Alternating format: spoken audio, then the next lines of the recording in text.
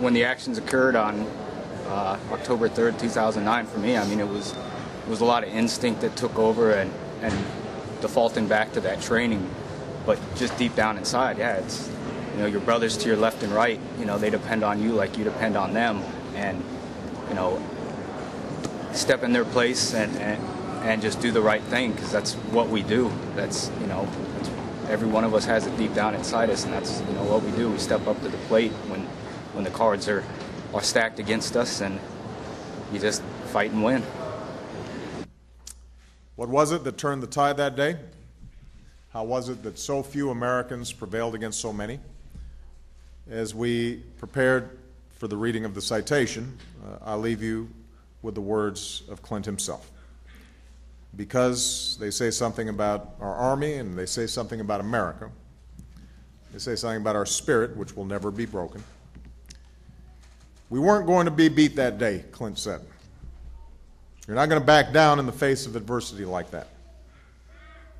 We were just going to win, plain and simple. God bless you, Clinton Romesha, and all of your team. God bless all who serve, and God bless the United States of America.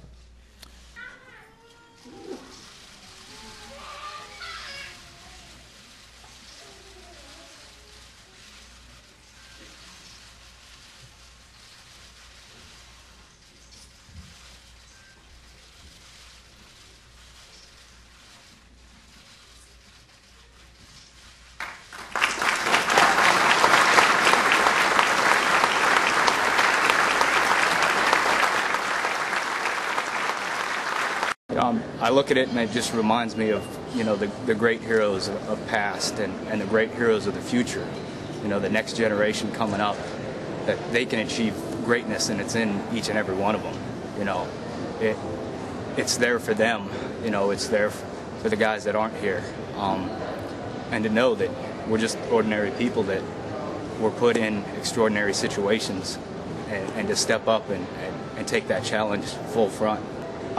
Plans right now is, you know, take care of the family, you know, and just take one day at a time.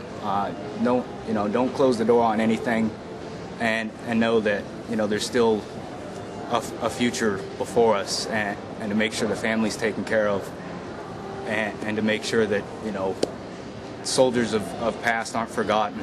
I would say be yourself. Don't let the adulation go to your head, and I know this guy won't. Take care of your family first. That's number one, because if you don't have a happy personal life, you're not going to be happy in life. And as Clint said, just take it one day at a time. And you know, to take very seriously the fact that you are a symbol of the men and women serving in uniform. You have a tremendous amount of credibility in talking to them. And I think both of us are committed to helping out returning veterans face the challenges of reintegrating into real life. That's a big issue, and I think we're both committed to doing that. Done a lot more traveling to the East Coast now. Something, you know, I never thought I'd do.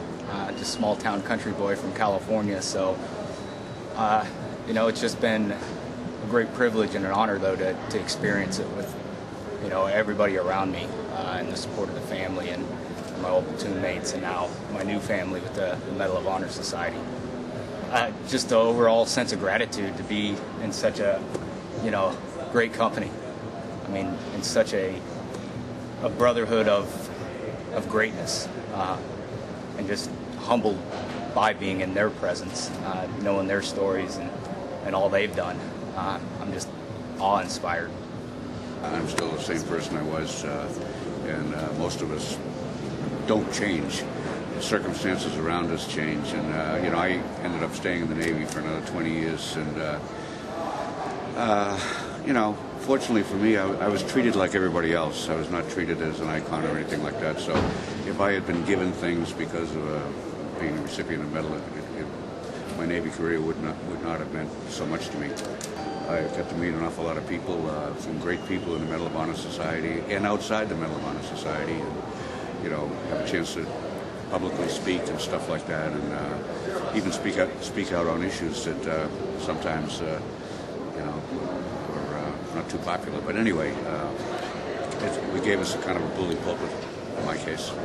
I'm normally, my wife will contest to this, that I'm fairly reserved and pretty quiet, but to be able to have this voice to, sit there and talk about things that are near and dear to me, that are, ingrained in American society of honor and a commitment to something higher and selfless service, is just a great honor to be able to be part of that now, is really what's, amazing for me.